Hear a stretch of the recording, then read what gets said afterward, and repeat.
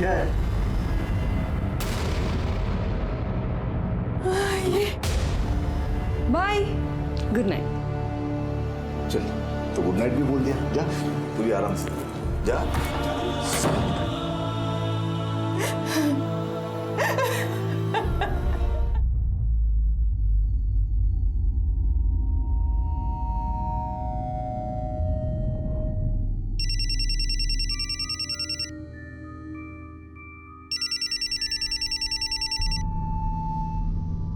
Hello hello, इतनी रात को क्यों फोन किया रे? याद आ गई? मैं क्या तेरे गर्लफ्रेंड है क्या रे? पागल हो गया ये तो? अभी एक लाफा मारूंगा उधर आके।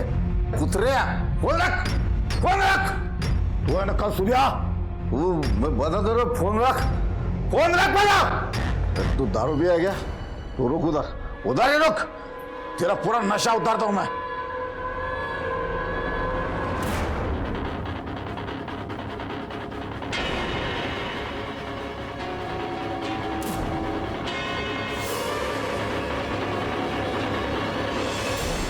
क्रोध की आग क्रोधी को ही झुलसा जाती है। किसी का फोन आया, क्रोध का पारा चढ़ा, इंसान ने आगे देखा ना पीछे और चल दिया, जैसे कि पूना के वीरेन बिरडे के केस में आई।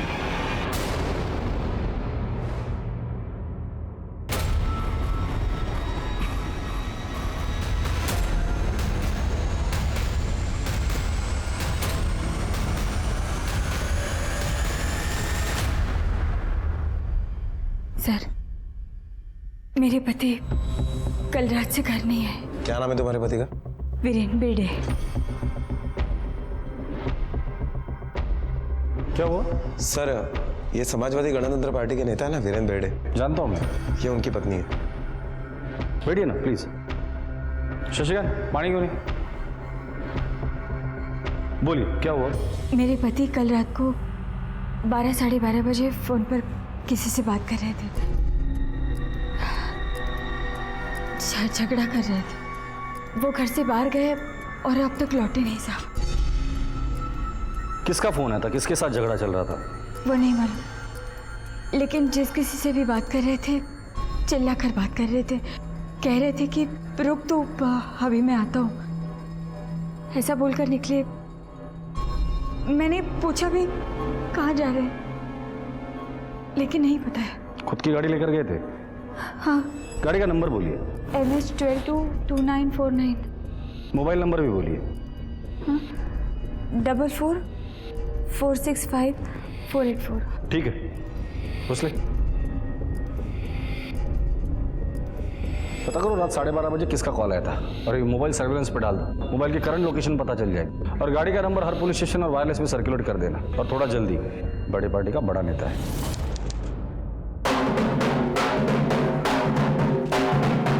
बड़ी पार्टी का बड़ा नेता, बड़ा अतरंगी शख्स भी था। बड़ी तेजी से सीढ़ियां चढ़ता ये जमीन से आसमां की ओर बढ़ रहा था। अभी 2 महीने पहले की ही बात है।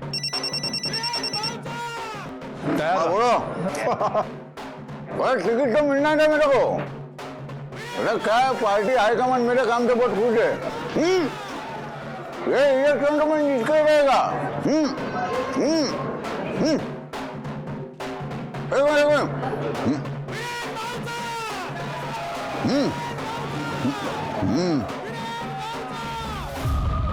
अरे क्या बात है मालूम है?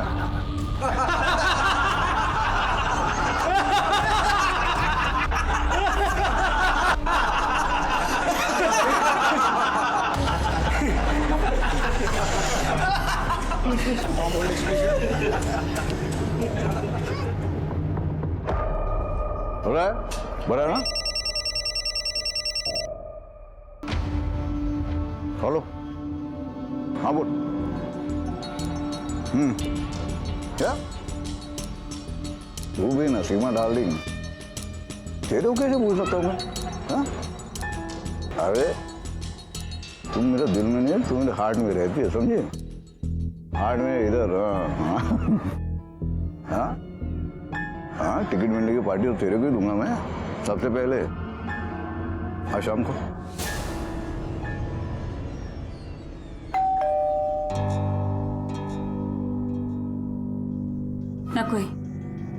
राहू दे, मी जाते.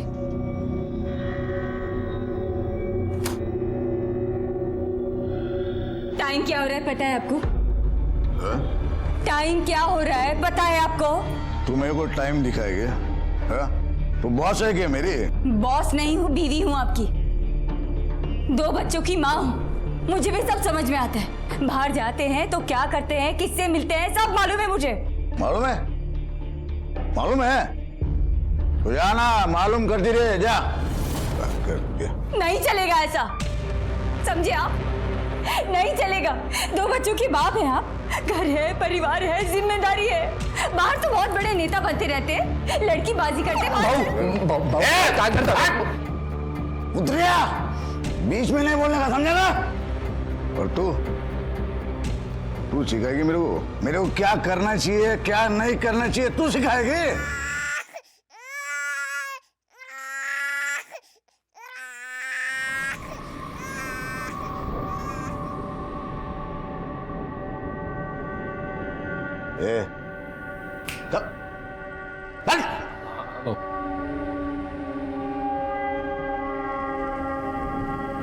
मजा किरकिरा कर दिया सारा.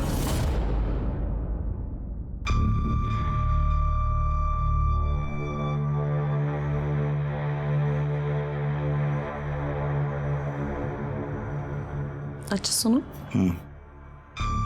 कब तक ऐसे गर्लफ्रेंड बना के रखोगे? शादी कब करोगे? शादी क्या करेगी रे शादी करके?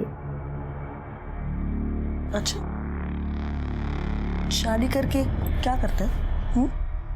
शादी करके उन्हें शादी करके करना चाहिए. अभी कौन आ गया? 1 मिनट रुको, मैं देखती हूँ.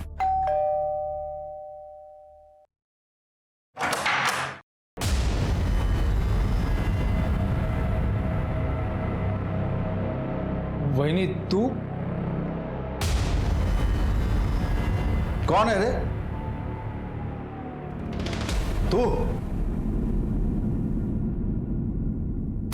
तू कैसे आई यहाँ पे? तुम्हारी गर्लफ्रेंड को देखने आई हूँ. देखने आई हूँ कि 2 बच्चों के बाप की गर्लफ्रेंड कैसी होती है. भाऊ इलेक्शन सर पे है, सब लोग देख रहे हैं, बात बाहर आ जाएगी. भाऊ कर लेना तमाशा. चल निकल अभी यहाँ से, निकल. दरवाजा बंद कर ले. आजा. साड़ी में तो तूफान लग रही है तू. चल.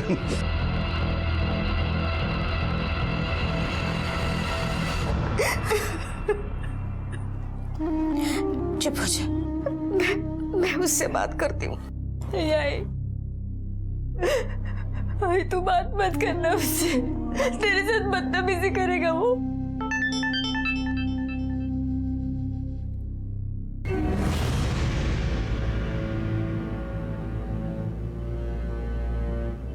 ये देख, ये उसने भेजी है अपनी रखेल के साथ. पढ़ना नीचे क्या लिखा है? नीचे लिखा है हम दोनों की जोड़ी कितनी अच्छी लग रही है ना. ये आदमी सुधरेगा? ये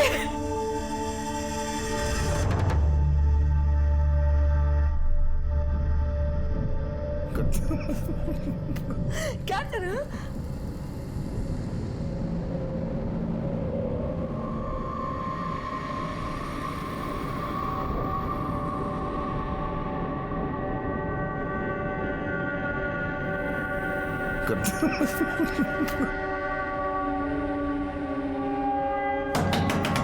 खोलो. कौन है अंदर? क्या है? हाय.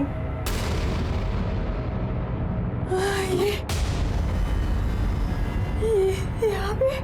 अरे मैं उसके घर जाता हूँ तो तेरे को पसंद नहीं है, इसके लिए उसको ही अपने घर बुला लिया. अब तो ठीक है. Bye, good night. चल तो गुड नाइट भी बोल दिया. जा तू भी आराम से.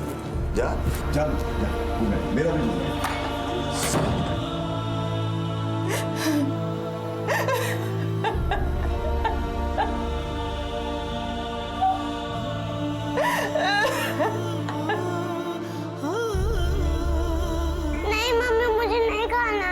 लवकर खा, मला काम आहे. ए साइन कर. क्या है ये? काय करताय तुम्ही? ए म्हातारे चुप. बस बस. चल छकुल. ए साइन कर. नाही करणार. साइन कर दे. बीवी हूँ, रखेल नहीं हूँ. जब चाह छोड़ दिया, जब चाह पकड़ लिए. नहीं करना. साइन कर दे. नहीं करना. ये ले. उठा पेपर, साइन कर. मुंह क्या देख रहे? उठा.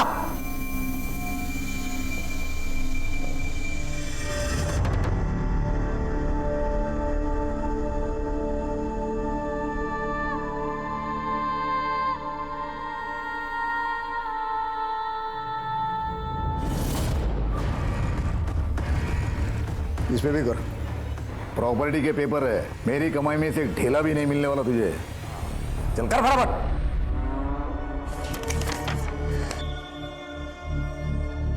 औरत अबला है पर उसके धैर्य की भी अपनी एक सीमा है. फिर औरत खुद पर भले ही जुर्म बर्दाश्त कर ले, लेकिन एक मां अपने बच्चों के साथ अन्याय बर्दाश्त नहीं कर सकती, फिर चाहे अन्याय करने वाला बच्चों का बाप ही क्यों ना हो. कुंती की नजरों में वीरेन मर्यादा की हर सीमा लांघ चुका था. कुंती अब घायल शेरनी बन चुकी थी. कुछ करना पड़ेगा. क्या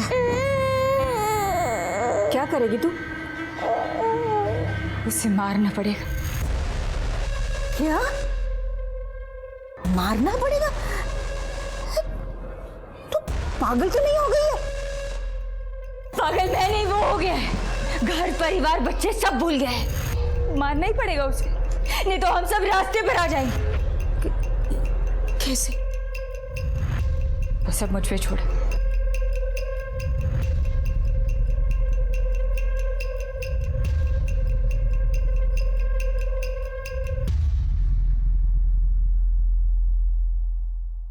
कुठे आहेस? घरी है. शाम को नहीं, अभी इसी वक्त. थूका ना तेरे हाथ पे? कुछ लगा तेरे को? क्या है तू? क्या करूं बहनी? छोड़ रहा हूं मैं भाव को. मेरे को नहीं करने का है उसके लिए काम. 10 साल से उसके लिए चाकरी कर रहा हूं. गधे की तरह काम कर रहा हूं. दिन रात सही गलत जो बोला वो किया. क्या मिला मेरे को? बेइज्जती, गाली और जूता. तो कुछ करता क्यों नहीं है? क्या करूं? क्या करूं? तू बोल. जो बोलूंगी वो करेगा. क्या?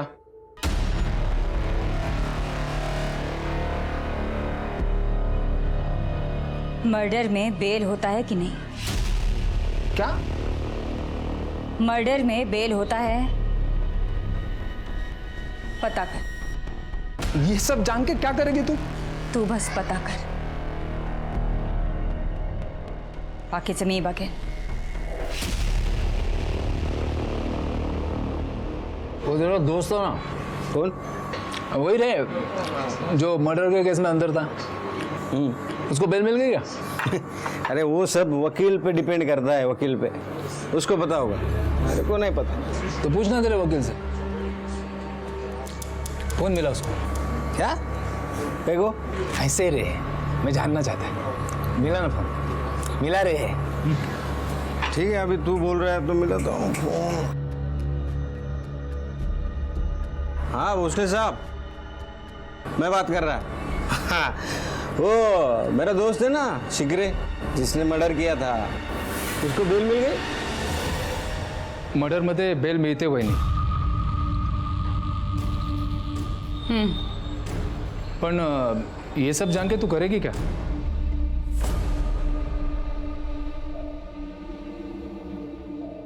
तू एक ऐसा आदमी ढूंढ जो मर्डर के केस में जेल के अंदर है. उसकी बेल करवा. वो बाहर आएगा, फिर इनको मारेगा और वापस अंदर चला जाएगा. बेल का सारा खर्चा हमारा. वो सब तो ठीक है, पर इतना पैसा तू लाएगी कहां से?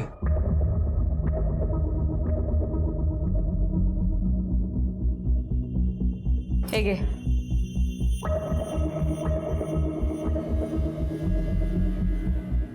बेच दे इसे. क्या दिख रहा है? जा। हाँ हाँ।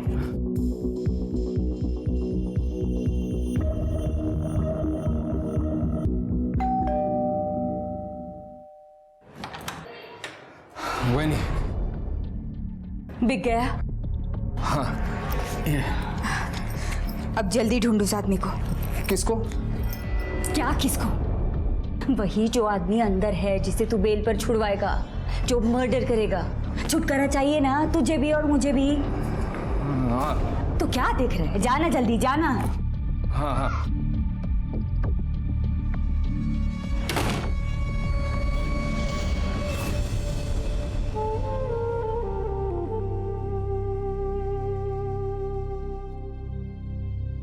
मम्मा, क्या हमको ये घर छोड़कर जाना पड़ेगा? नहीं, हमें कहीं नहीं जाना होगा।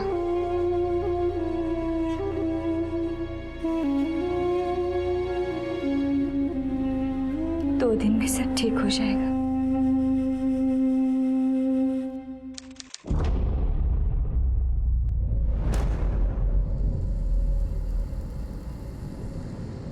बहुत ढूंढा, अपने सारे दोस्त सबको पूछा, पर यहां पुणे जेल में तो ऐसा कोई आदमी नहीं है। किसी की बेल खारिज है तो किसी की केस नॉन बेल पर। वही नहीं, मुझे नहीं लगता है काम अपने बस का है।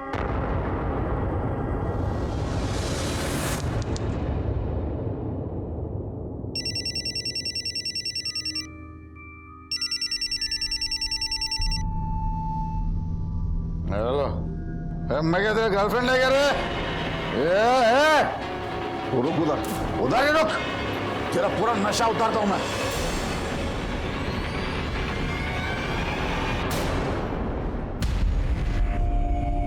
देखिए मैडम, हमने वीरेंद्र बेर्डे को ढूंढने की प्रोसीजर शुरू कर दी है। जैसे उनके बारे में कुछ पता चलेगा हम आपको इन्फॉर्म कर देंगे। फिलहाल तो आप घर जाइए, कुछ टेंशन मत लीजिए, जल्दी हम उन्हें ढूंढ लेंगे। जी।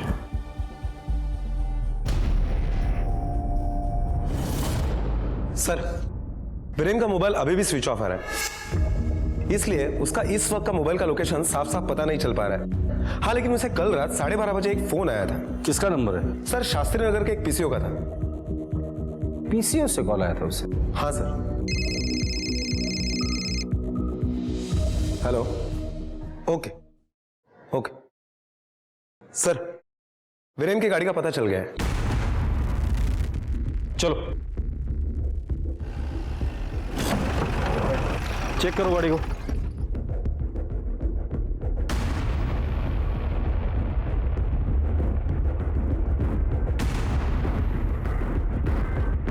सर, खून के धब्बे। सर, ये मोबाइल और चप्पल मिली है। ठीक है, वहां पर भी कुछ है।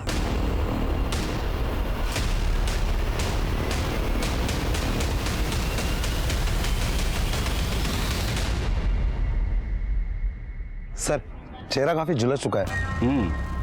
गाड़ी में खून के निशान है, इसका मतलब इसका मर्डर कहीं और हुआ है।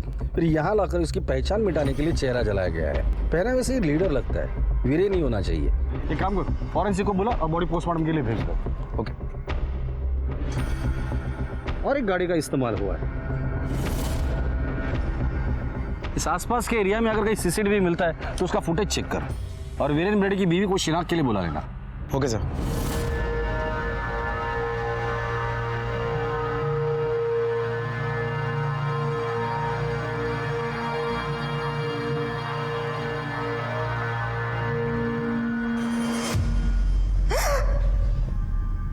राडे,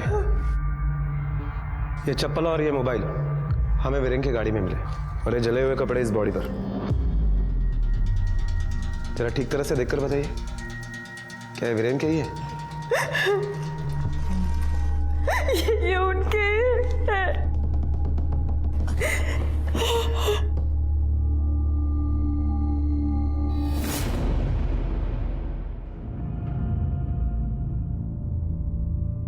देखिए, मुझे पता है ये सही समय नहीं है सवाल पूछने का, लेकिन सॉरी, अब मेरी ड्यूटी है।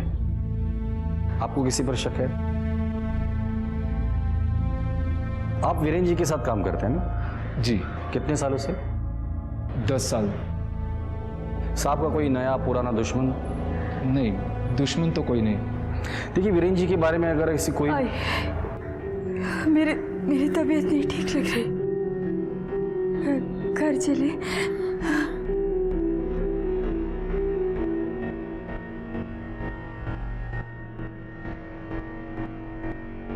साहब वो भाऊ की बॉडी कब तक? पोस्टमार्टम के बाद मिल जाएगी, आपको फोन आ जाएगा।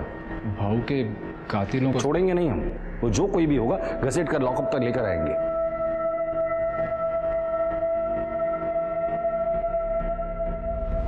रात के गुमनाम पहर में किसी का फोन आया और क्रोध से फुफकारता हुआ वीरेन बिरडे मौत की आगोश में समा गया।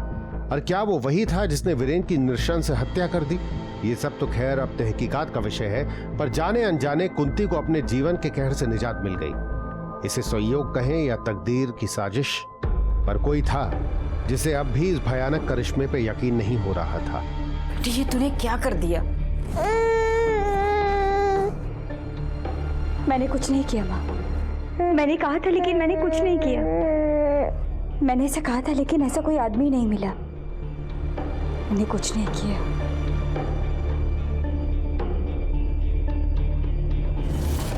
सर, जिस पीसीओ से वीरेन को फोन आया था वो इसी दुकान का है। अरे साहब आप, मैं तो आपके पास ही आने वाला था। क्यों? कल रात कोई ताला तोड़ के अंदर घुसा था साहब। क्या चोरी हुआ यहाँ से? वही तो ना, कुछ चोरी नहीं हुआ, एक पेपरमैन की गोली तक नहीं गई। ये चालू है? हाँ एकदम बराबर।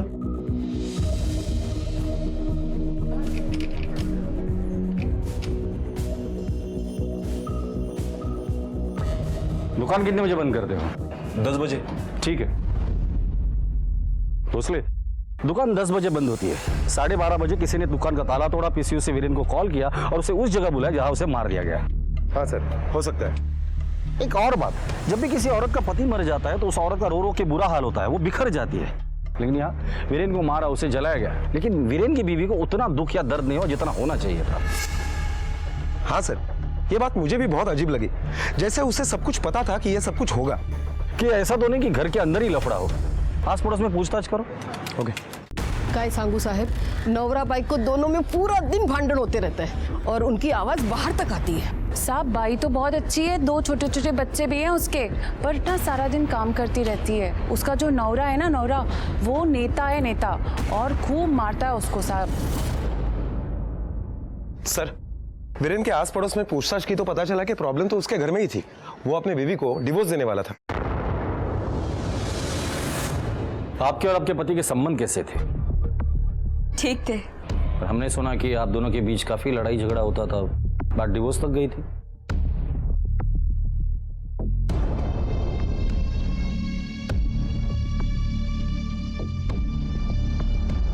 ये देखिए, डिवोर्स और प्रॉपर्टी के पेपर्स दोनों साइन करवा लिए थे। और किसके लिए? गर्लफ्रेंड के लिए। गर्लफ्रेंड? क्या नाम है उसका? सीमा साळुंखे, विनय नगर में रहती है। क्या उस दिन आपके पति इसी लड़की से मिलने गए थे? मुझे नहीं पता। आपके पति का कोई वकील भी है? वही जिसने ये मनहूस पेपर्स बनवाए। जी सर, ये पेपर वीरेन ने मुझसे ही बनवाए थे। ये कोई 1 महीना पहले। मैंने कहा था कि कोई फ़ायदा नहीं है ये पेपर बनवाकर, क्योंकि तुम्हारी बीवी कोर्ट में मुकर जाएगी। लेकिन फिर भी वो अपनी बीवी से ये पेपर पर साइन करा कर ले आया, क्योंकि वो अपनी वाइफ को कुछ देना नहीं चाहता था। लेकिन सर, वीरेन ने ये पेपर कभी कोर्ट में सबमिट नहीं किया। क्यों? उसने मुझे बताया कि इलेक्शन आने वाला है, अगर मैं अपनी बीवी से डाइवोर्स लूँगा तो मेरी इमेज खराब हो जाएगी, पब्लिक में भी और पार्टी में भी। लेकिन सर, उसके बाद से सीमा सालुके, कोई उसकी गर्लफ्रेंड है, उसका बार बार मेरे पास फ़ोन आ रहा है। उसका कहना है कि अगर वीरेन ने अपनी वाइफ को डिवोर्स नहीं दिया तो फिर देखना मैं उसका क्या हाल करती। ठीक है, थैंक यू। Okay sir.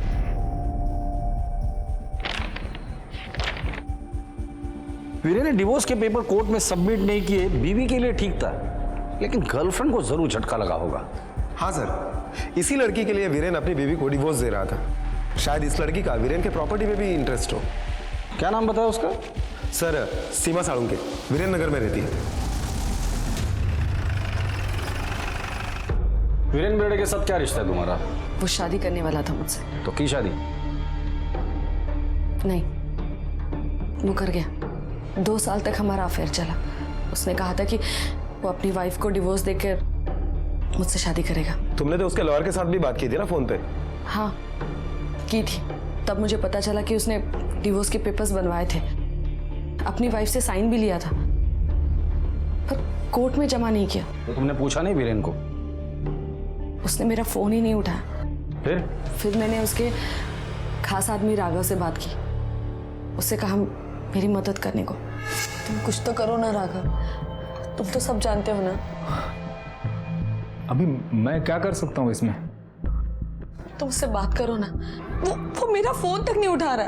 और तुम्हें क्या लगता है भाऊ मेरी बात सुन लेगा? मेरी क्या इज्जत है उसके सामने, तुम्हें पता नहीं है क्या? अरे मैं तो खुद ही।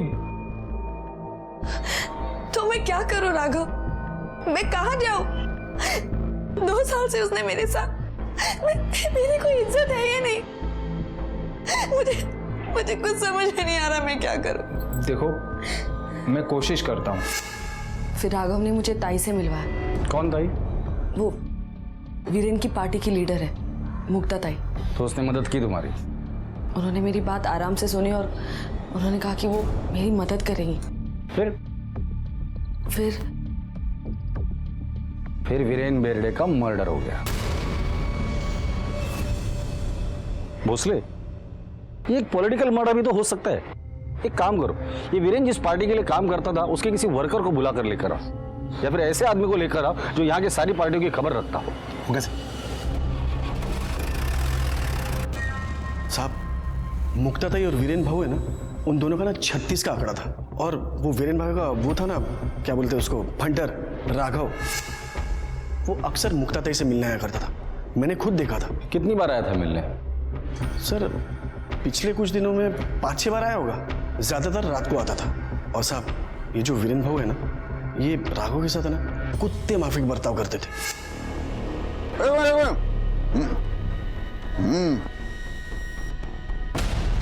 अरे क्या बात है मालूम है वो? ठीक है, जा दो। सर ये मुक्ता ताई भी वीरेन की पार्टी की बड़ी लीडर है। अच्छा, चलो मिलते हैं इस मुक्ता ताई से।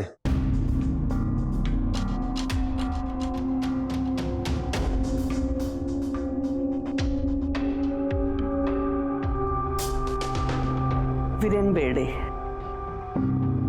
भगवान इसकी आत्मा को शांति दे। जबान का बड़ा कड़वा था, लफड़े वाला भी था साहब। इस बार पार्टी का टिकट भी उसे 4 साल से शास्त्री नगर इलाके से काउंसिल इलेक्शन में मैं खड़ी रहती थी।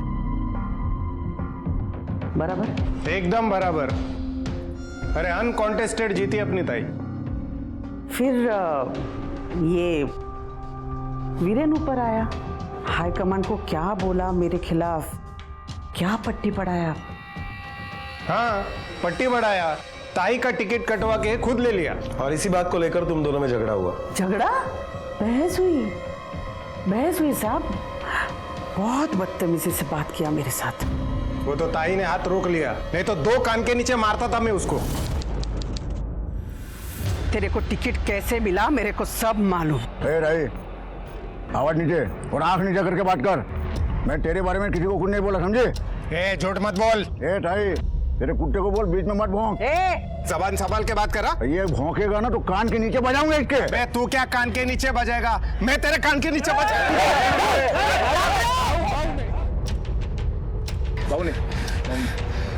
चल, इसको तो मैं बाद में देखती है। चल। मैं तो इतनी भली कि खुद उसके पास सुलह करने गई। मिठाई और गुलाब लेके। लक्षा सुधिया, आपका काम तो हो गया समझ लो। हाँ?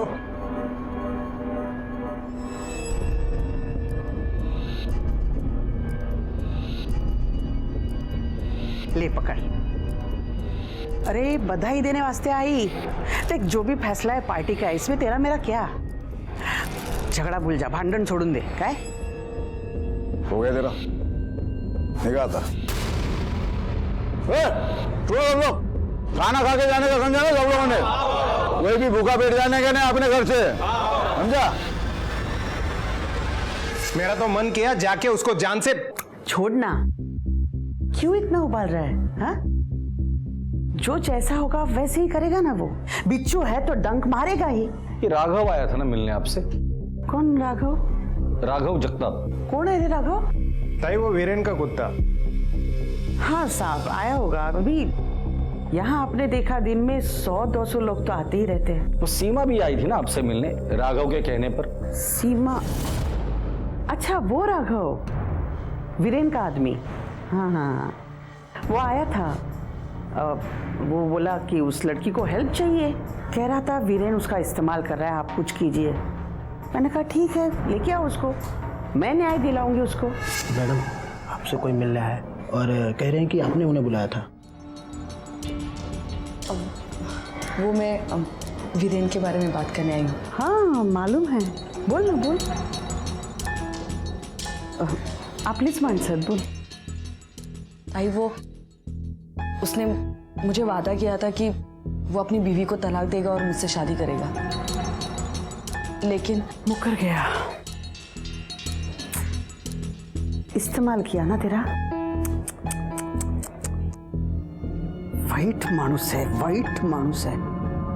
ताई आता मी काय करू? करते हैं, कुछ तो करते हैं। अबला और शोषित लोगों के लिए ही हम हैं। देखो ना, अपने ही पार्टी का आदमी, लेकिन चाल चलन देखो उसका। मैंने कहा उस लड़की को मैं न्याय दिलाऊंगी तुमको। कैसे?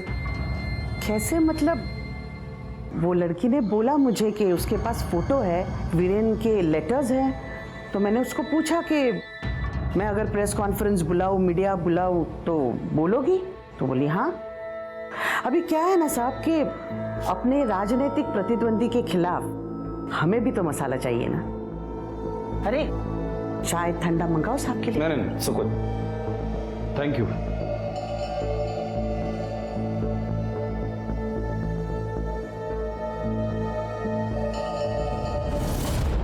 ये मुक्ताताई तो बहुत शातिर है, हम पुलिस वालों को बेवकूफ समझती। मुझे तो लगता है इन सब की मिली भगत है। हाँ सर, मुझे भी ऐसा ही लग रहा है कि इनमें से किसी एक ने अपना काम निकालने के लिए वीरेन की हत्या कर दी। किसी एक ने फिर या इन सब ने मिलकर इस राघव की कुंडली निकालो, बुला लो उसे पुलिस स्टेशन। ओके। राघव, तुम तो वीरेन भाऊ के खास आदमी हो ना? हो सर। और ये वीरेन भाऊ और मुक्ताताई इन दोनों का 36 का आंकड़ा है। हो सर। तो मुक्ताताई से मिलने तुम क्यों जाते थे? अरे साहब मैं तंग आ गया था वीरेन भाऊ से। आप नहीं जानते वो आदमी। जानता हूं मैं, सब जानता हूं। आगे बोलिए। तो मैंने सोच लिया था वीरेन भाऊ के साथ काम नहीं करूंगा, किसी और नेता के साथ काम करूंगा, इसलिए मुक्ताताई से मिलने गया था। तो मुक्ताताई से काम मांगने गया था तू? हो सर। फिर मुक्ताताई बोली मेरे साथ काम करना है तो वीरेन भाऊ की सारी खबर देनी पड़ेगी। तो सीमा को भी तू ही लेके गया था ना मुक्ताताई के पास? सीमा मेरे पास आई थी मदद मांगने के लिए। वो क्या है ना साहब, वीरेन भाऊ का और सीमा का अफेयर था। वीरेन भाऊ ने शादी का प्रॉमिस भी किया था, लेकिन फिर मुकर गया। तो मुक्ताताई को मैंने ये बात बोली थी। मुक्ताताई बोली सीमा को मेरे पास लेके आना, मैं मदद करूंगी, इसलिए ले गया था साहब। जिस दिन वीरेन का मर्डर हुआ तुम कहाँ थे? घर पे था साहब। पूरे दिन? नहीं साहब, पूरा दिन तो भाऊ के साथ था। रात को 8 बजे घर पे गया। फिर साहब रात को घर पे गया, सोया। साहब सुबह वैनी का फोन आया, भाऊ रात भर घर नहीं आया है, फोन नहीं लग रहा है। फिर पता चला कि भाऊ तो मुस्लिम। ये वीरेन की हत्या तो एक पहेली बन गई है। हाँ सर, एक तरफ घर का पॉलिटिक्स और दूसरी तरफ बाहर का। वीरेन को मारने का मोटिव तो बहुत लोगों के पास है। सीमा से शादी नहीं कर रहा था, राघव को इज्जत चाहिए थी, कुंती को डिवोर्स और प्रॉपर्टी खोने का डर था, और मुक्ताताई को टिकट। ये सीमा, राघव और वो कात्रे, इन तीनों के कॉल रिकॉर्ड निकालो और उनकी लोकेशन भी निकालना, खासकर उस दिन जिस दिन वीरेन का मर्डर हुआ था। Okay sir. पुलिस की छानबीन से फिलहाल ऐसा लग रहा था कि कोई वीरेन की जाती जिंदगी की आंच पे अपनी राजनीतिक रोटियां सेक गया और उसी आंच से वीरेन को जलाकर भस्म भी कर गया, या फिर एक तीर से कई लोगों ने निशाने साध लिए। सीमा, ताई, कतरे, कुंती और राघव, हालांकि हत्या करने की नीयत से पुलिस को राघव का कोई ठोस मोटिव नहीं मिला, पर कभी कभी नीयत की कारीगरी को एक जौहरी की जरूरत पड़ती है। साहब वीरेन बाबू के मर्डर के बारे में सुना साहब, उसका खास आदमी ना राघव, मुझे ये बेच के गया था, तो मुझे लगा कहीं मैं ना फंस जाऊं, इसीलिए मैं आपको बताने को लाया साहब। कब बेचे थे ये गहने? साहब मर्डर के कुछ दिन पहले बेचा था साहब। कुछ बोला क्यों बेच रहा है? नहीं साहब, और मैंने पूछा भी नहीं साहब, क्योंकि हमारे यहाँ वैसे भी बहुत लोग आते हैं गहने बेचने के लिए। ठीक है, जब तक इस केस की इन्वेस्टिगेशन चल रही है ये गहने तुम संभाल कर रखना। ठीक है सर। लेकर जाओ। सर इतने सारे लेडीज के गहने राघव के नहीं हो सकते? हाँ साहब, मैंने ही बेचे थे गहने, कुंती वही नहीं देते बेचने के लिए। हाँ साहब, मैंने ही दिए थे गहने राघव को बेचने के लिए। क्यों? बच्चों को क्या खिलाती साहब? घर में 1 रुपया नहीं था, घर का राशन भी खत्म हो गया था, और सारे पैसे वो अपनी गर्लफ्रेंड पर उड़ाते थे। मैं क्या करती? मुझे देने पड़े गहने बेचने के लिए। घर चलाने के लिए इतना पैसा? लाखों रुपए के गहने थे वो। आपको दिखाए थे ना मैंने पेपर्स, प्रॉपर्टी और डिवोर्स के साइन करवा लिए थे मुझसे। अगर वो मुझे घर से निकाल देते तो कहाँ जाती? रास्ते पर? बच्चों को कहाँ रखती? क्या खिलाती? मेरे पास कोई और रास्ता नहीं था। उनको बताती ना तो मेरे पास से सारे गहने ले लेते, इसलिए बिना बताए राघव को दे दिए थे बेचने के। वीरेन की पोस्टमार्टम रिपोर्ट देखने के बाद लगता है कि वीरेन की हत्या में 1 से ज्यादा लोग शामिल थे। हाँ सर, रिपोर्ट के अकॉर्डिंग मौत गला दबाने की वजह से हुई है, पर उसके सर पर भी भारी चीज से वार किया गया और बाद में ले जाकर उसे जंगल में फेंक दिया गया। ये किसी एक आदमी का काम नहीं हो सकता। और वीरेन की बॉडी जहां मिली थी वहां और भी गाड़ियों के निशान मिले थे। हो सकता है कि लोकल बदमाश इसमें इन्वॉल्व हो। जितने भी हिस्ट्री शीटर है सबको उठाकर लेकर आओ।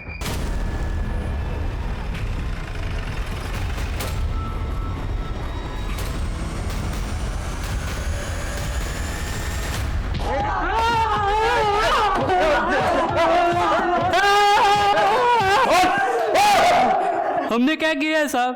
क्या किया है? राटे द्या नाश्ता अजून यांना। एक मिनट, मैं बताता है सब, मैं बताता हूँ साहब। वो वीरेन बाबू का आदमी है ना राघव, वो आया था मेरे पास। क्यों? बोला जेल में कोई ऐसा आदमी है जो बेल पर बाहर आकर मर्डर कर सके। वो राघव ही था जिसने वीरेन का भेद ताई को बताया। वो राघव ही था जिसने सीमा को ताई से मिलवाया। राघव खुद वीरेन से छुटकारा पाना चाहता था। हत्या की नीयत अब बिल्कुल क्लियर थी, पर क्या वीरेन की हत्या में राघव खुद शामिल था? पुलिस की जबरदस्त छानबीन में उसे एक सीसीटीवी फुटेज मिला। पॉज करो, प्ले करो, फॉरवर्ड करो, फॉरवर्ड। बस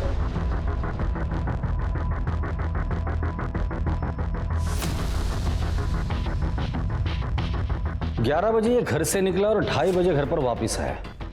सर, कातरे, सीमा और राघव, इन तीनों के कॉल रिकॉर्ड्स और लोकेशन के डिटेल्स आ गए हैं। कातरे और सीमा 18 मार्च को अपने घर पर ही थे, लेकिन शाम को 5 बजे के बाद राघव का फोन स्विच ऑफ हो गया। उस वजह से उसकी कॉल डिटेल्स और मोबाइल की लोकेशंस नहीं मिल पाई। राघव ने अपना फोन स्विच ऑफ करके घर पर रखा था, लेकिन राघव घर पर नहीं, कहीं और था। फुटेज प्ले करो, देखो।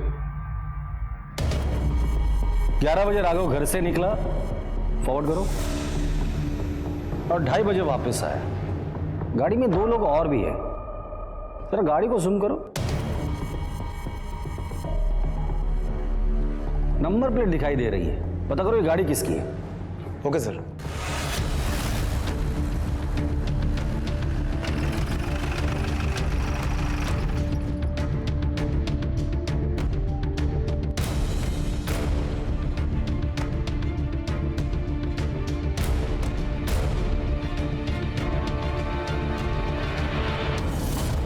ये क्या बोल रहे हैं साहब? मैंने मारा भाऊ को?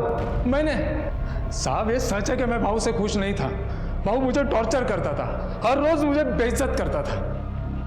लेकिन साहब मैंने उसका 10 साल नौकरी किया है, इज्जत करता था मैं उनकी। मैं कैसे मार सकता हूं उनको?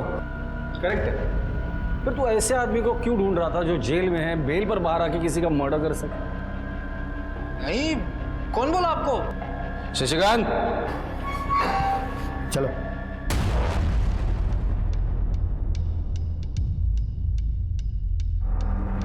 कुछ याद आया?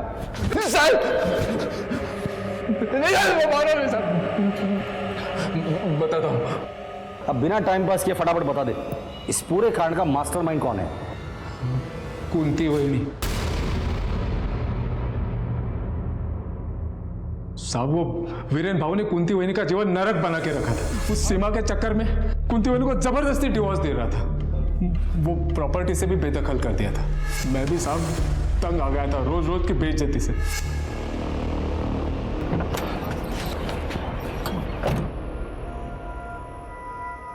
मैं तेरे को बोला था जूता पॉलिश करने के लिए। ठीक है, कूली लग रहा हूं मैं। चल जल्दी फड़का मार। भाऊ अभी इधर फड़का कब से? टाइम पास काय को करते रे? रुमाल है ना तेरे पास? तो चल ना, चल जल्दी, चल चल चल चल। हाँ बाबू, हाँ बोल रहे। कुंती वहिनी बोली प्लान बनाते हैं, कोई ऐसा आदमी ढूंढ जो बेल पे बाहर आके मर्डर कर सके। मैंने ढूंढा भी साहब, पर यहाँ पुणे जेल में तो ऐसा कोई आदमी नहीं है। मुझे नहीं लगता है काम अपने बस का है। तो तू करना फिर। मैं देती हूँ पैसा।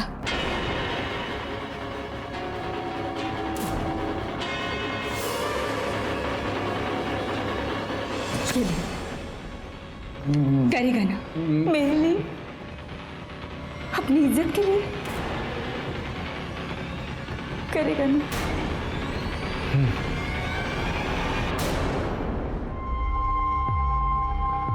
ये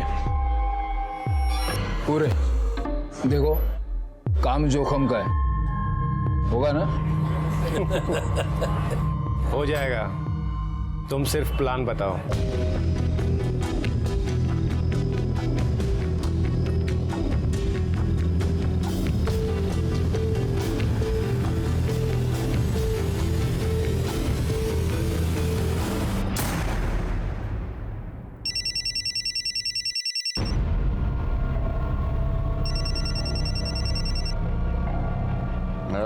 हेलो भाऊ, मैं राघव।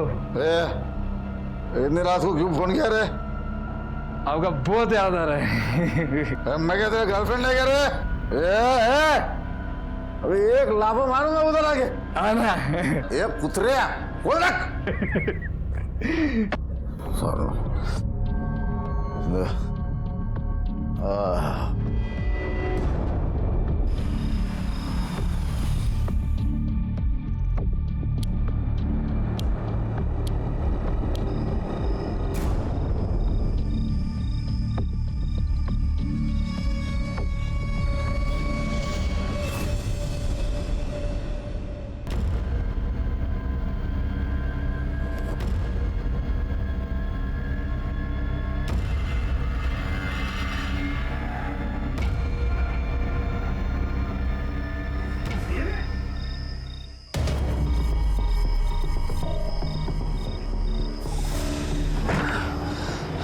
लाश ठिकाने लगा के जला देंगे। सिर्फ चेहरा जलाना, अंतिम संस्कार करना है।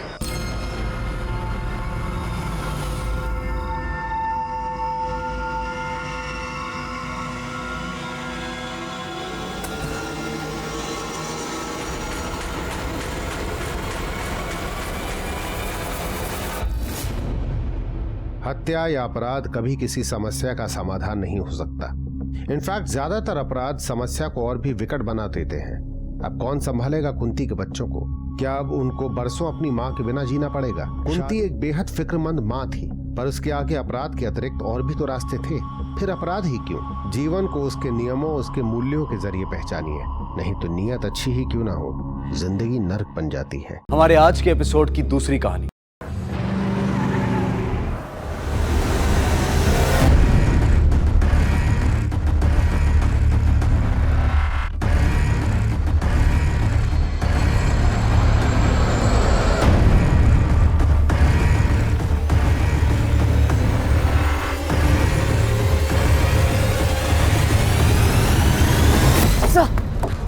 सर मेरी बहन को कुछ हो गया सर। सर आप प्लीज मेरी मदद कीजिए ना सर।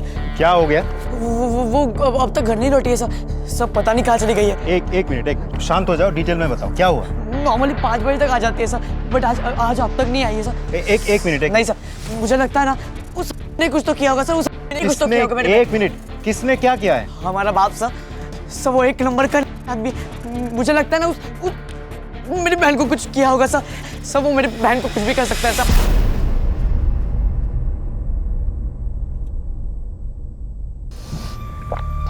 वो दीदी खाना बनाने का काम करती है। वो सितिया कॉम्प्लेक्स है ना, वहाँ पे 5 साढ़े 5 बजे तक घर आ जाती है और उसी टाइम मैं भी कॉलेज से घर आता हूँ। आखिरी बार कब मिले थे उससे? आज सवेरे ही सर। वो रोज की तरह जब काम पे निकल रही थी तब। बाबा, बाबा आपका टिफिन रेडी है। ए चल उठ, तो बच्चा नहीं है अभी कि तेरी बहन तेरे पीछे लग के तुझे कॉलेज भेजे, मर मर के तेरा ख्याल रखे। चल उठ। मुझसे ज्यादा ख्याल तो तुम्हारा रखती है, जो चाहिए वो लेके देती है। ये तो बकवास हो रहा है तो। बाबा अरे मूछे नहीं निकली इसकी, बराबरी कर रहा है मेरी। तुम्हारे इतना नालायक नहीं हो जो तुमसे बराबरी करूंगा, समझे? क्या बोला? जाने दीजिए ना, गलती से बोल दिया होगा इसने। पापा आप ये टिफिन लीजिए और जाइए। आपको मुझे भी तो छोड़ना है ना। बाबा जाइए ना। और क्यों रे, तू क्यों उनसे बार बार पंगा लेता रहता है? हाँ देख लेना, एक ना एक दिन कुछ ना कुछ हो जाएगा। दीदी का फोन कभी ऑफ नहीं आता, घर भी टाइम से आ जाती है। मतलब 5 के पहले तो आ ही जाती है। मेरा बाप भी अब तक घर नहीं आया सर। सब मुझे लगता है ना सब उसी ने कुछ तो किया होगा सर। देखो, तुम्हारी बहन खो गई है, मैं तुम्हारी प्रॉब्लम समझ सकता हूँ, लेकिन अभी तक 24 घंटे नहीं हुए। 24 घंटे से पहले लीगली मिसिंग कंप्लेंट दर्ज नहीं होती। कुछ टाइम और वेट करके देख लेते। अगर वो आ जाती है अच्छी बात है, अगर नहीं आती तो कंप्लेंट दर्ज कर लेंगे, ठीक है?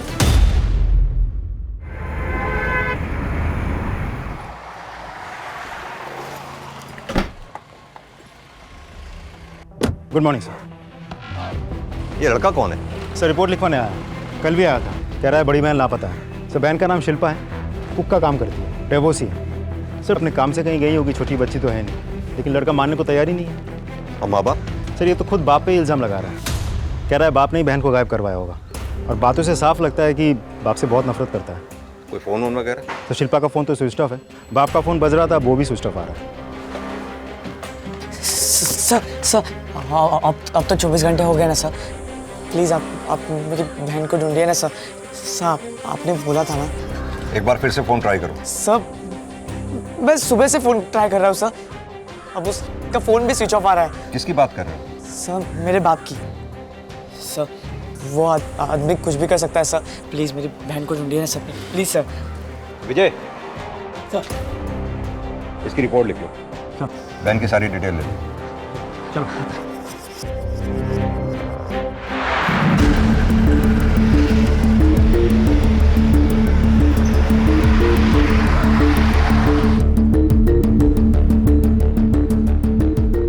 यही है। रामचरण जी।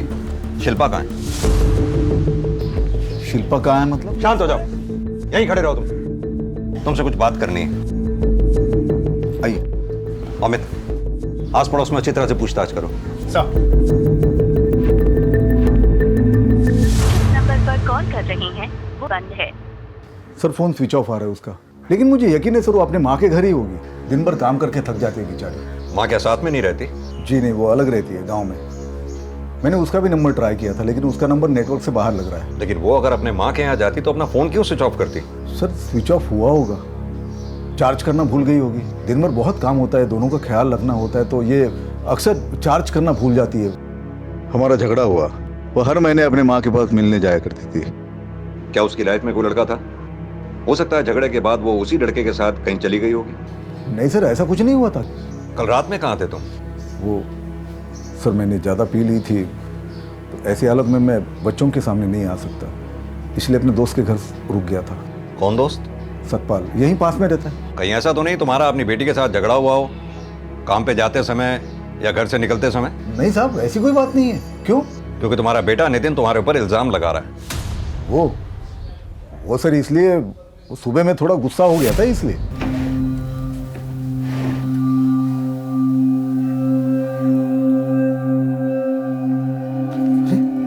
पैसे कहाँ गए?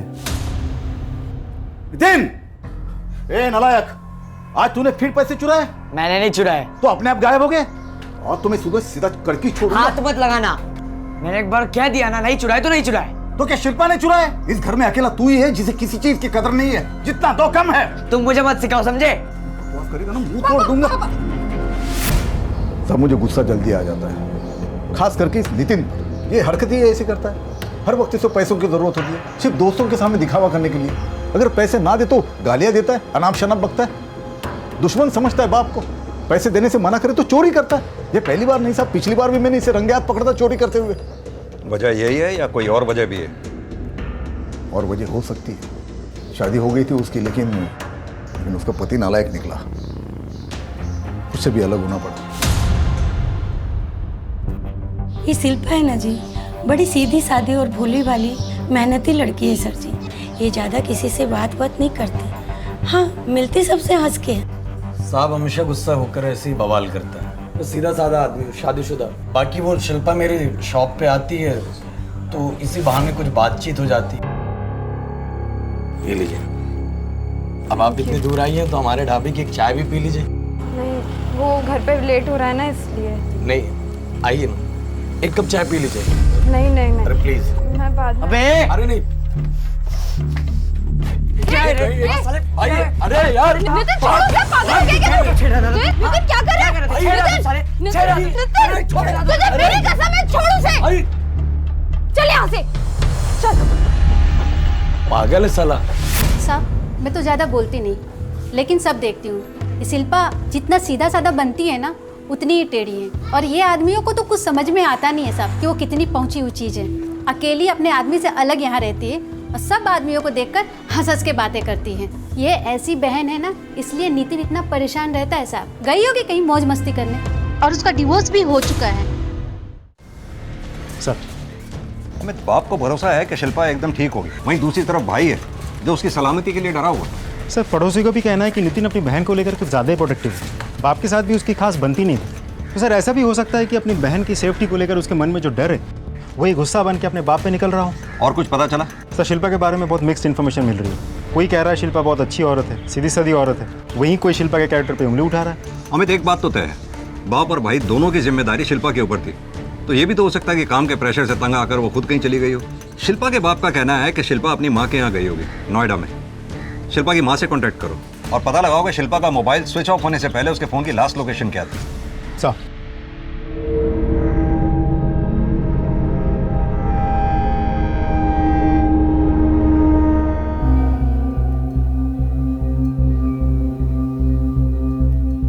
नितिन,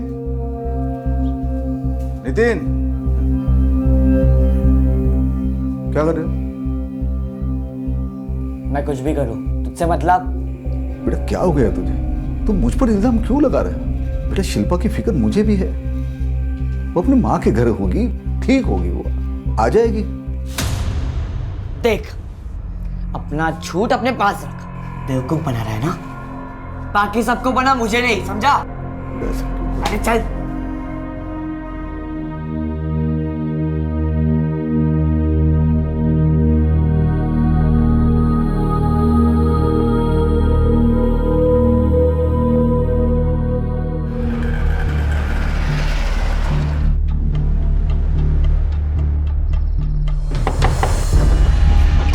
आ रही हूँ भाई जी। No thanks. देखिए, वो यहाँ नहीं आएगी। हमारी आपस में कोई बात नहीं होती है। मतलब आप शिल्पा के कांटेक्ट में नहीं है? पति के साथ बातचीत नहीं होती, मैं समझ सकता हूँ। बच्चे के साथ भी बातचीत नहीं होती? हाँ, कभी कभी बात हो जाती थी। और यहाँ ऐसे आप अलग क्यों रहती है? आपस में बनती नहीं थी। रोज रोज सबके सामने तमाशा करने से बेहतर था कि अलग हो जाएं। लेकिन वो तो देखिए साहब, मेरा उन लोगों से अब कोई लेना देना नहीं है। कितने सालों से ना तो मेरी उनसे कोई बात हुई और ना ही मिलना।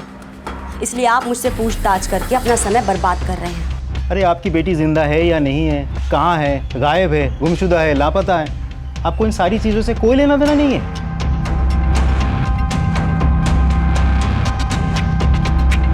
ठीक है, मैं खुद उससे सुबह से ट्राई कर रही हूँ। आई वॉज वेरी अपसेट कि उसने बिना बताए छुट्टी ले ली, but now I am feeling sorry for her. Is she all right? देखिए, अभी तक तो हमारे पास कोई इन्फॉर्मेशन नहीं है। सर, कोई ना कोई प्रॉब्लम ज़रूर होगी, अदरवाइज वो कभी बिना बताए छुट्टी लेती नहीं है। And she is very responsible. कल कितने बजे गई थी वो यहाँ से? यही कोई 4:45 के आसपास। शिल्पा जी, वो थोड़े से स्नैक्स पड़े हैं, वो फ्राई कर देगी? अचानक देखना मेहमान आ गए। आई नो तुझे थोड़ा लेट हो जाएगा, I am really very sorry. कोई बात नहीं दीदी, मैं कर देती हूँ। ठीक है। एक्स्ट्रा काम होने के बाद भी उसने अपना काम फटाफट निपटाया और वो वही अपने नॉर्मल टाइम पर चली गई थी 4:45 के आसपास।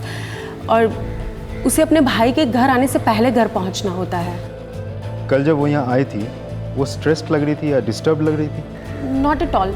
वो हमेशा की तरह आई, वही स्माइलिंग एंड चुपचाप अपना काम किया और चली गई। Thank you. चलो।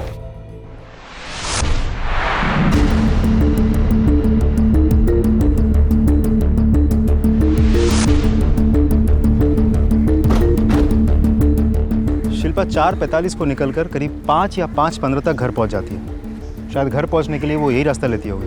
विजय, चारों तरफ अच्छे से पूछताछ करो, देखो किसी ने कुछ तो देखा होगा। सर, चलो।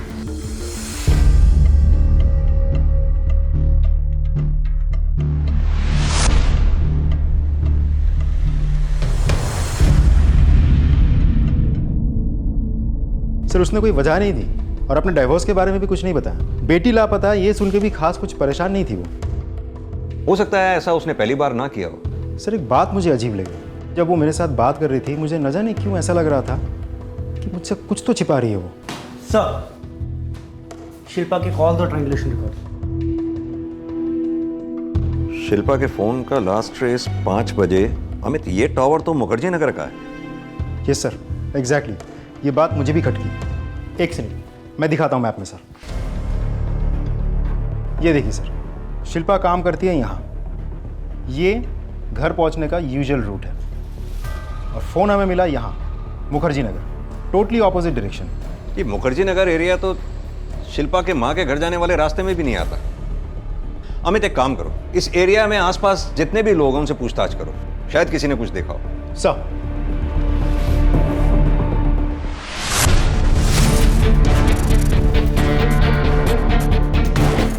विजय, ट्रायंगुलेशन रिकॉर्ड के हिसाब से शिल्पा का फोन यहीं कहीं स्विच ऑफ हुआ था। पूरा एरिया अच्छे से चेक करो। Sir, sir.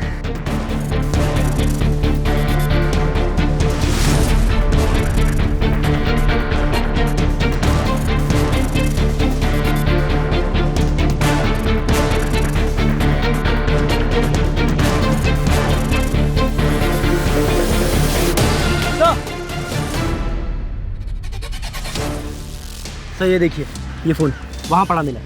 देखो स्विच ऑन होता है कि नहीं। हो रहा है सर।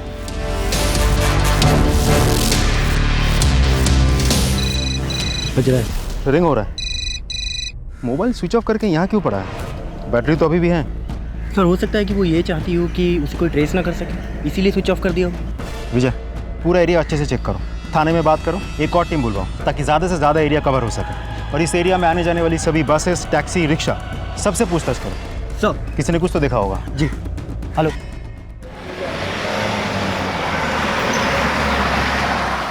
ये शिल्पा का मोबाइल मुखर्जी नगर के पास मिला हमें, स्विच ऑफ हुआ हुआ।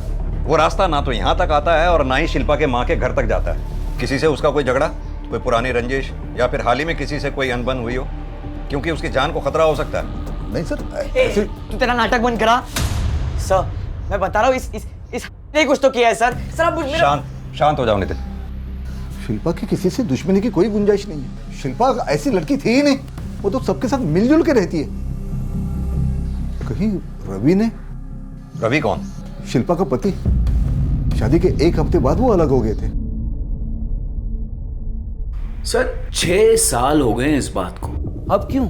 अगर मुझे कुछ करना होता ना सर, तो मैं 16 साल पहले करता, इतना इंतजार नहीं करता।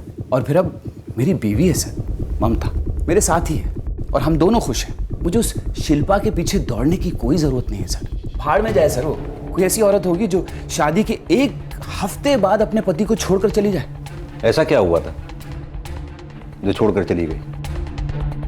भगवान जाने, मुझे तो नहीं मालूम सर। लौट कर आती, कुछ बताती, बात करती तो पता चलता ना सर।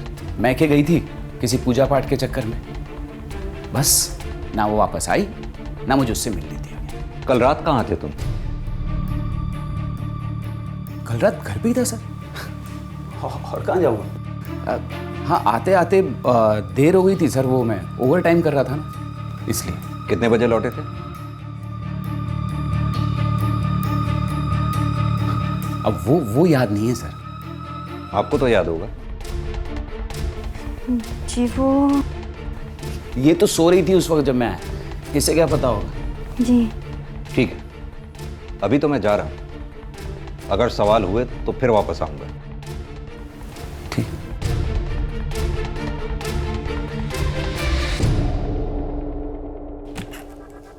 कल तुम पूरी रात भर घर से बाहर थे, झूठ क्यों बोला? कहाँ थे? रात थी या सुबह सवेरे था, क्या फर्क पड़ता है? जो याद था वो बोल दिया मैंने। तुम मेरा भेजा क्यों खा रही हो? विजय, अच्छे से देखो पूरा एरिया, सबसे पूछताछ करो, कुछ ना कुछ जरूर मिलेगा। शिल्पा को गायब हुए 30 घंटे हो चुके थे। पुलिस दिल्ली के आसपास के इलाकों में उसे ढूंढ रही थी और आखिर में शिल्पा मुखर्जी नगर के पास बेसुध अवस्था में मिली। जिंदा है, एम्बुलेंस बुलाओ।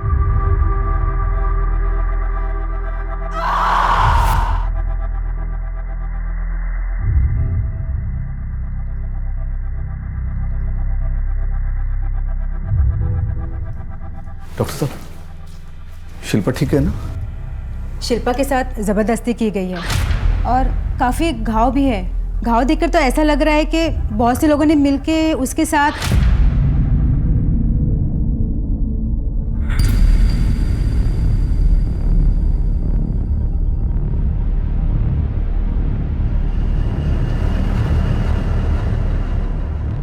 क्या शिल्पा से हम बात कर सकते हैं? आप ट्राई करके देखिए, लेकिन मैं बता नहीं सकती कि वो ज़्यादा बात कर पाएगी या नहीं। Thank you doctor. Excuse. Shilpa, अब तुम बिल्कुल सुरक्षित हो। पुलिस तुम्हारे साथ है।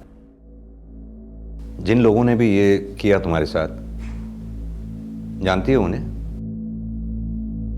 कोई नाम सुना हो तुमने? अच्छा, कहां ले गए थे वो लोग तुम्हें?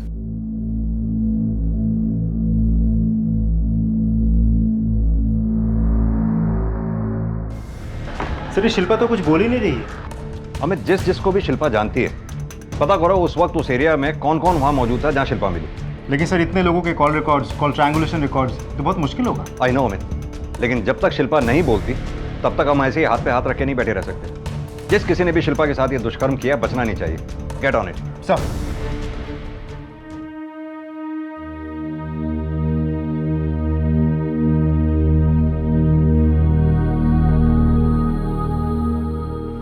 बेटा सब ठीक हो जाएगा।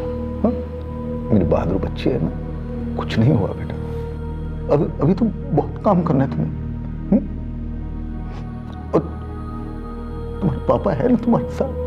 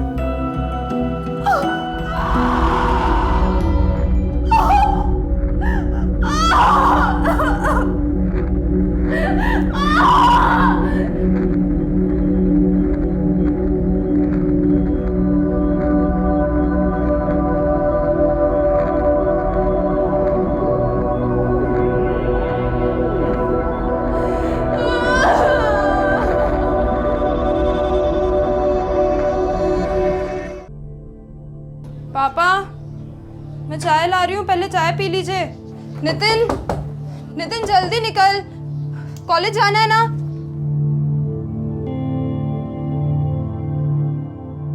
ये लीजिए पापा, आपका डब्बा भी रेडी है, मैं लेकर आती हूँ। सुनो, मैं रुक जाऊं तुम्हारे साथ? हाँ बेटा, आप जाइए, मैं ठीक हूँ।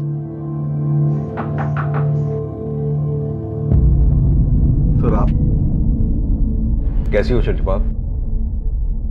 शिल्पा, उस दिन क्या हुआ था?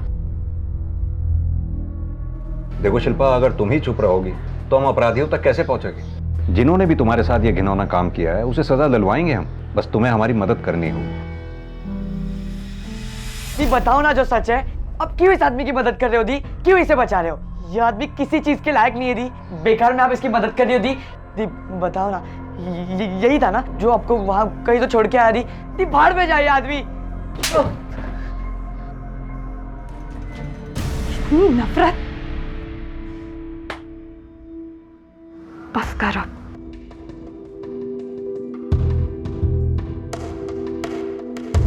आओ बैठो। कुछ कहने वाली थी तुम शिल्पा? सर मैं हर रोज की तरह उस दिन भी घर आ रही थी जब किसी ने सर पे वार किया। मैं बेहोश हो गई। जब होश आया तो एक छोटे से कमरे में थी।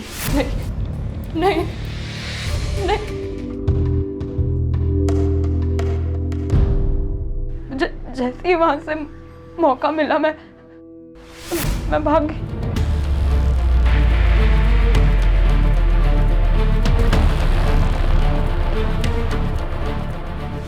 कौन थे वो लोग? पहचानती हो उन्हें? अंधेरा था, किसी की भी शक्ल ठीक से दिखाई नहीं दे रही थी। तुम्हें कुछ और याद है? कितने लोग थे? किसी का नाम, किसी की आवाज? वो लोग एक दूसरे के साथ कैसे बात कर रहे थे? या तो शिल्पा को वाकई कुछ याद नहीं है या फिर ये कुछ छुपा रही है। लेकिन सर, जिसके साथ इतनी बेरहमी से बलात्कार किया गया है वो क्यों छुपाएगी? सर ऐसा भी तो हो सकता है कि इन सारी चीज़ों को भुलाकर या पीछे छोड़कर वो किसी के साथ भागने की कोशिश कर रही थी और एन मोमेंट पर उस इंसान ने शिल्पा को धोखा दे दिया हो। अमित, अगर ऐसा होता तो वो उसका नाम हमें ज़रूर बताती। सर वो पड़ोसी प्रतीक, जिसकी पत्नी के बारे में मैंने आपको कहा था, जो शिल्पा के कैरेक्टर पर उंगली उठा रही है वो। हाँ, तो हो सकता है वो इसलिए ऐसा कर रही हो क्योंकि उसे प्रतीक और शिल्पा की बातचीत करना पसंद नहीं था। इनफैक्ट मुझे तो शिल्पा के एक्स हस्बैंड रवि पे ज़्यादा डाउट हो रहा है। इन दोनों से बातचीत करके देखो, शायद कुछ निकल के आए।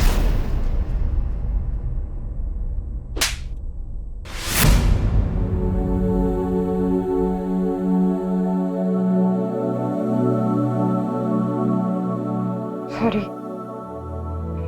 तू क्यों उन्हें बार बार दोष देता रहता है? जितने हम परेशान हैं उतने वो भी तो परेशान है ना। और ये सब करके क्यों आई है तो यहाँ? उसकी तरफदारी करने आई है? तुझे उसकी चिंता है ना, तू जा उसके पास। मैं जीव या मरो, तुझे क्या फर्क पड़ता है ना? तू जा यहाँ से, तू जा यहाँ से।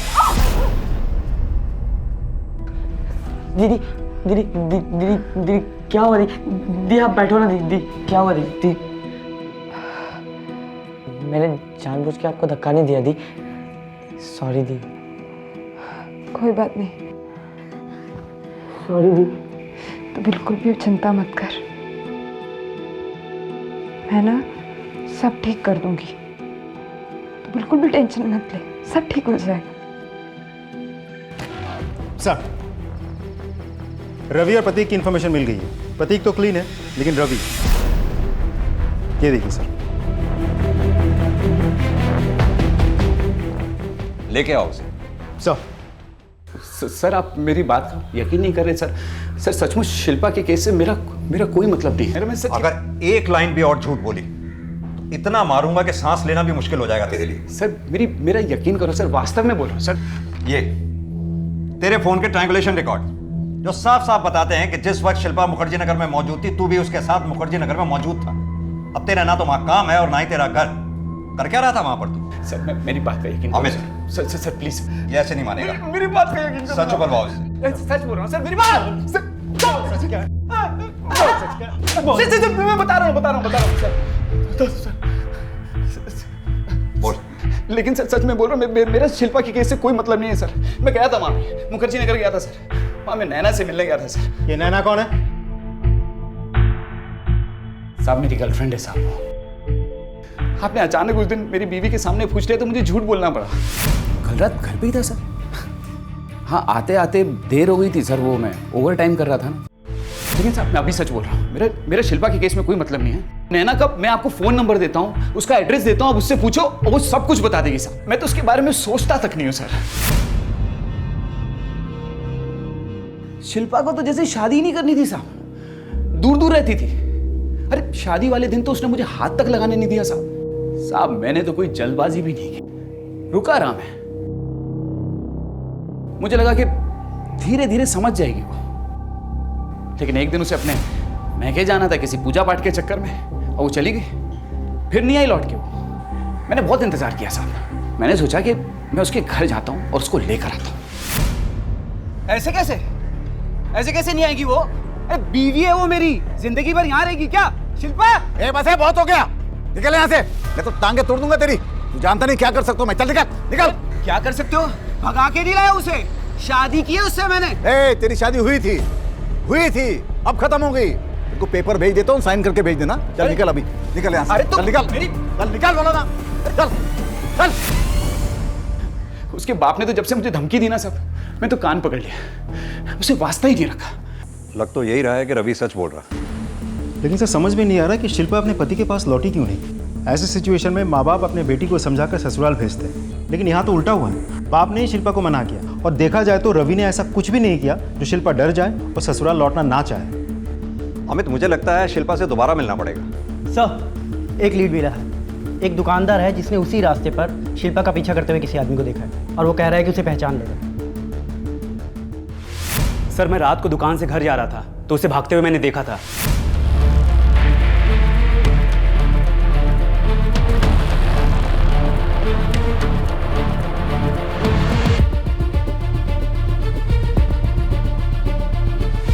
और ये सब देखकर तुम अपने घर चले गए।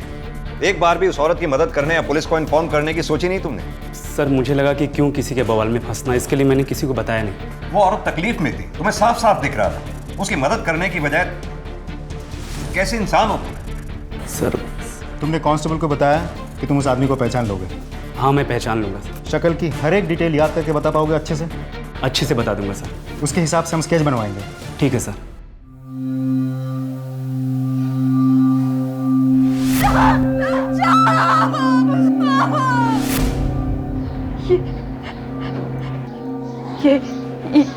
यही है। कौन है ये? पहचानती है उसे? नहीं। अमित, इसे हर हाल में जल्द से जल्द ढूंढना होगा। अपने खबरियों को अलर्ट करो, इस स्केच को सर्कुलेट करवाओ, पुलिस डेटाबेस चेक करो, शायद इस आदमी का कोई पुराना क्रिमिनल रिकॉर्ड हो।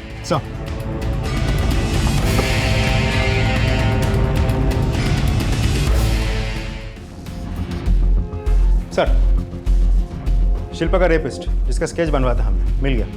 रिकॉर्ड में नाम है उसका नाम है मदन राय।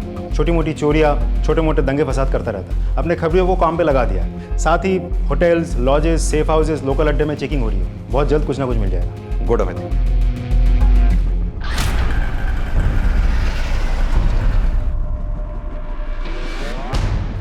बांटना।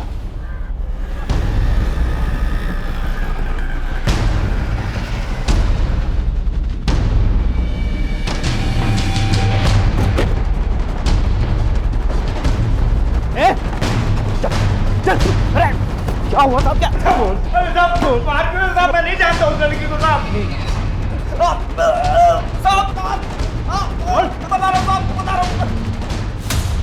लड़की का बलात्कार मैंने किया था, लेकिन इसमें मेरी गलती नहीं है। वो वही लेके आया था उसको मेरे पास, मुझे तोहफे में मिली थी साहब। वो तोहफे में? किसने दी थी तोहफे में? वही लेके आया था साहब, उसका बाप ने बेटी को? हाँ साहब, वो खुद उसे मेरे पास लेके आया था, और मैं अकेला थोड़ी था। वो डॉक्टर विराज भी था साहब, वो भी आया था बाद में।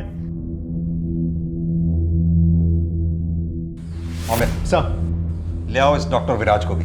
सर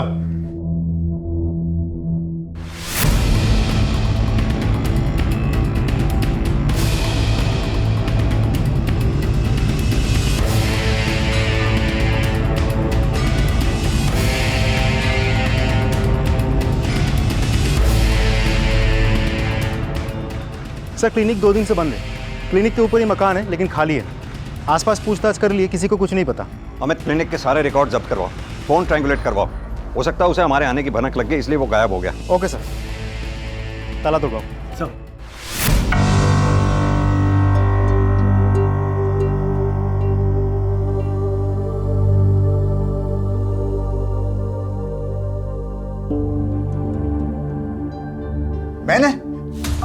मैंने अपनी बेटी के साथ ये सब कुछ किया?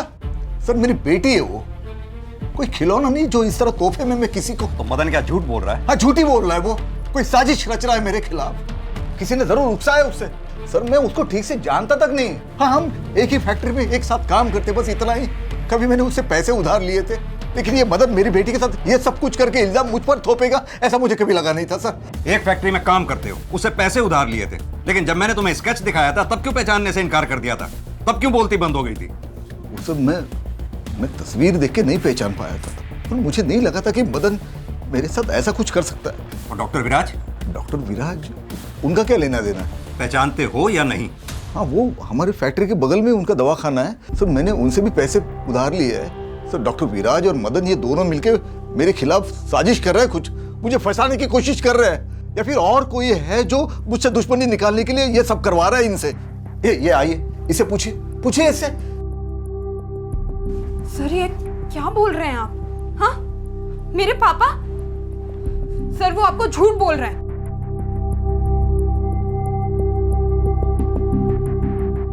सर डॉक्टर विराज से जुड़ी काफ़ी इन्फॉर्मेशन निकलवाई। फर्जी डॉक्टर, उसे क्लिनिक में टंगी सारी डिग्रियाँ फेक है। फिलहाल तो वो फरार है, लेकिन बहुत जल्द हम उसे पकड़ लेंगे। कंट्रोल रूम से भी बात हो गई है, नोटिस जारी करवा रहे हैं। फिलहाल सादे कपड़ों में एक टीम को उसके घर के और उसके क्लिनिक के आसपास डिप्लॉय कर दिया है। और कॉल रिकॉर्ड्स मंगवा लिए हैं सर। लेकिन रामचरण?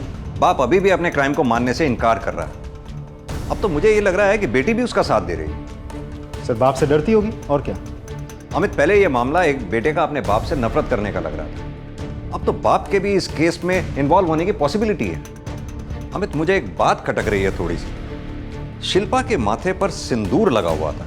16 साल हो गए अपने पति से अलग हुए और माथे पर सिंदूर। अच्छा एक काम करो, ये रामचरण के फोन की ट्रायंगुलेशन रिकॉर्ड मंगवाओ, उसके फोन की लोकेशन को ट्रेस करके देखो क्या मिलता है। सब बोलो, तुम्हारी और फर्जी डॉक्टर विराज के बीच क्या बातें चल रही थी? अब तो तुम इस बात को झुठला भी नहीं सकते। शिल्पा को तोहफे में दे दिया और बदले में क्या मिला तुम्हें? कुछ पूछ रहे हैं?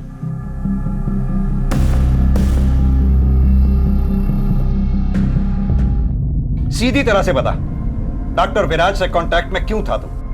बोल।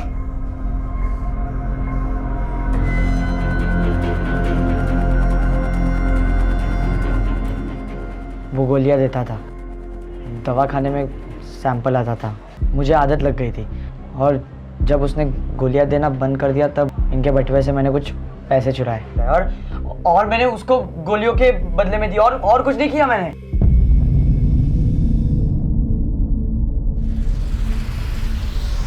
सर कुछ समझ में नहीं आ रहा है कौन सच बोल रहा है कौन झूठ। अब तो ये भी साबित हो गया कि नितिन को नशे की लत है।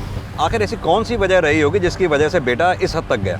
ये रामचरण के अतीत की और इन्फॉर्मेशन निकलवानी होगी, पता करना होगा कहीं उसने अपने अतीत में ऐसा कुछ तो नहीं किया जिसकी वजह से दोनों पति पत्नी अलग हुए थे।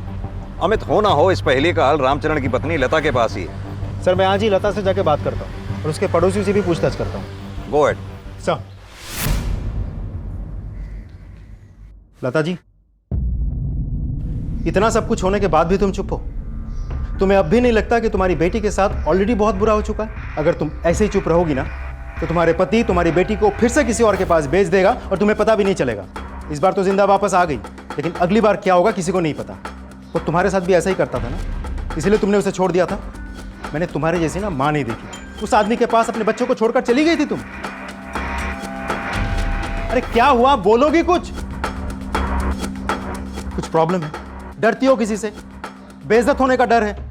अपनी बेटी के बारे में सोचो उस पर क्या बीती होगी, उस पर क्या बीत रही होगी। अगर तुम अपनी बेटी से जरा सा भी प्यार करती हो ना तो अपना मुंह खोलो और सच बताओ।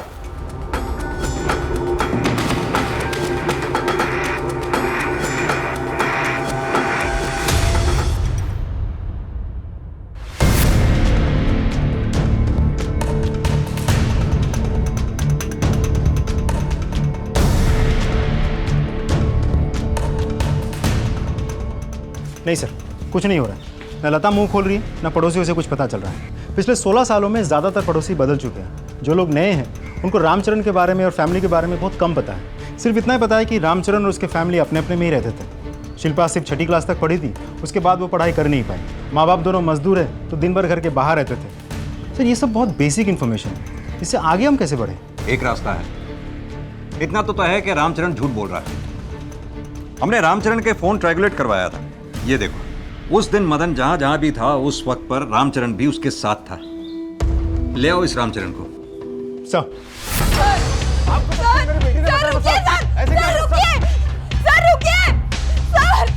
मत लेके जाइए उन्हें। दीदी जाने दो। सर बाप खिलाने के लायक भी नहीं था वो। अगर तू शिल्पा को मदन के पास लेके नहीं गया था तो तेरे कॉल ट्रायंगुलेशन रिकॉर्ड से हमें यह कैसे पता चलता है कि तू मदन के साथ उस दिन उस वक्त वहीं था?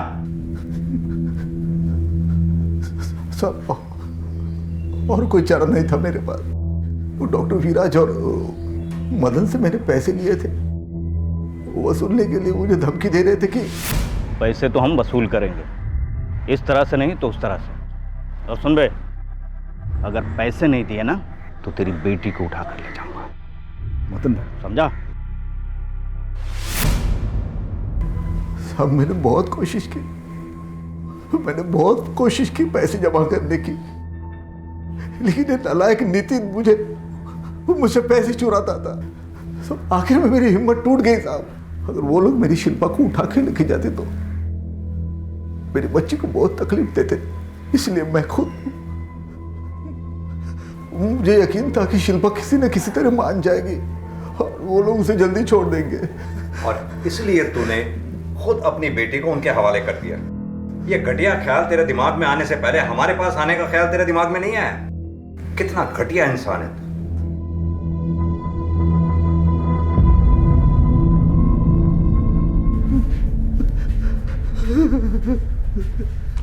मुझे लगता है इस केस में कुछ और भी है, जैसे कि शिल्पा अपने बाप को बचाने की कोशिश कर रही है। सर वो जरूर अपने बाप से डरती है। नहीं अमित, उसकी आंखों में डर नहीं, कुछ और ही दिखता है। जैसे उसके बाप के बहुत एहसान हो उस पे, इतना बड़ा एहसान कि वो अपने ऊपर हुए सारे अत्याचार सह गई अपने बाप के लिए। सर हैरानी वाली बात तो ये है कि बेटा अपने बाप से उतनी नफरत करता है, लेकिन अपनी बहन की उतनी ही इज्जत भी करता है। शायद माँ के चले जाने के बाद भाई को उसी ने बड़ा किया होगा इसलिए। नहीं अमित, अभी भी कुछ ऐसा है जो हम मिस कर रहे हैं इस केस में। सर शिल्पा की माँ लता ही और वो कुछ बात करना चाहती हैं। आपने सही कहा था, मैं ही गलत थी जो अब तक चुप रही। शिल्पा के बाप को जेल में बंद करके आप लोगों ने एकदम सही किया। इसी लायक है वो आदमी। अब वो किसी को कोई नुकसान नहीं पहुंचा पाएगा। शिल्पा के बाप ने उसकी पढ़ाई छुड़वा दी ताकि वो घर के कामों में मदद कर सके। 12 साल की बच्ची थी वो। मेरे ही घर में मेरी ही पीठ के पीछे क्या कुछ चल रहा था।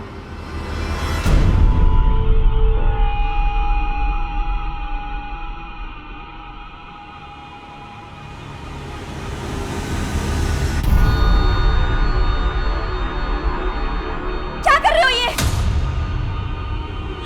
बेटी है वो तुम्हारी।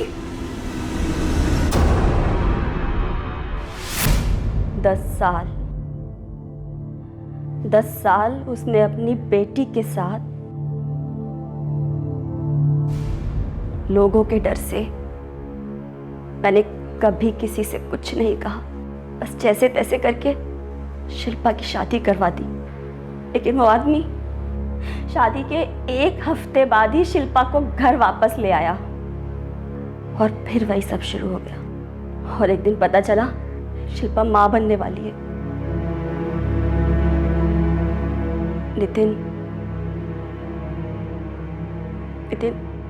उन्हीं दोनों की औलाद है।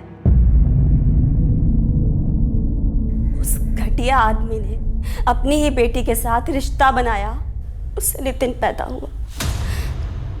नितिन ये बात जानता है, इसलिए वो उस आदमी से इतनी नफरत करता है। मैं भी उस आदमी से बहुत नफरत करती हूँ। उसकी शक्ल से नहीं, उसके नाम से भी मुझे घिन आती है।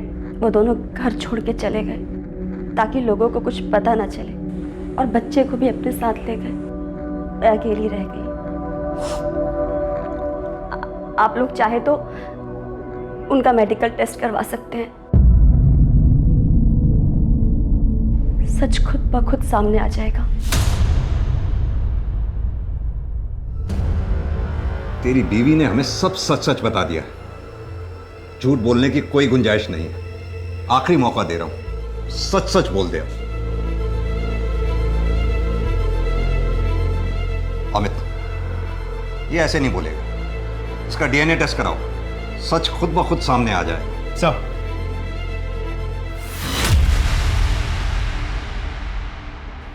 इतना बुरा भी नहीं था।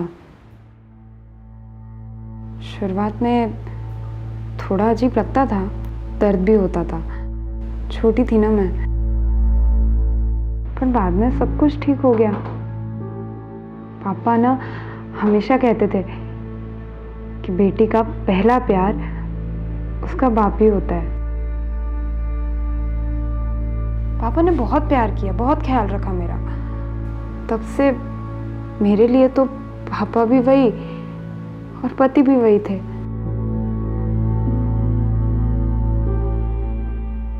लेकिन ये सही नहीं है शिल्पा। मेरे लिए तो यही सही था सर, पर ठेस तब पहुंची जब पापा ने अपना प्यार किसी और के साथ बांट दिया। बहुत तकलीफ हुई, पर वो थे वहां।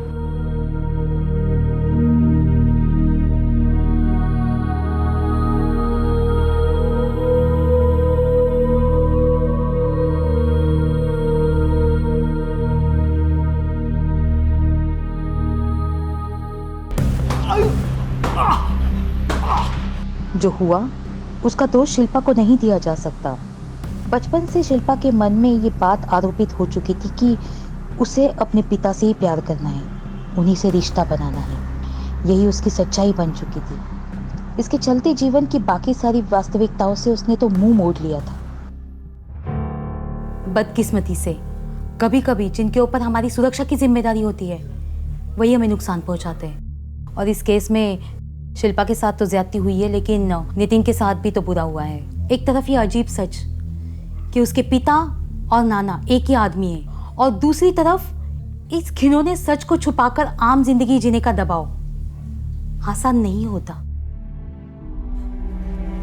बच्चे मासूम होते हैं, हर किसी पे झट से भरोसा कर लेते हैं, और इसी भरोसे का फायदा उठाया जाता है। हर रोज कई बच्चों को नुकसान पहुंचाया जाता है, उनके साथ जुल्म किया जाता है। इस घटना के बदौलत हम उस भविष्य के साथ ही खिलवाड़ कर रहे हैं। ये जितना जल्दी हम समझेंगे उतना बेहतर होगा। क्राइम पेट्रोल्स के और भी दिलचस्प कहानी देखने के लिए हमारे चैनल को सब्सक्राइब करें और बेल आइकॉन दबाना न भूलें।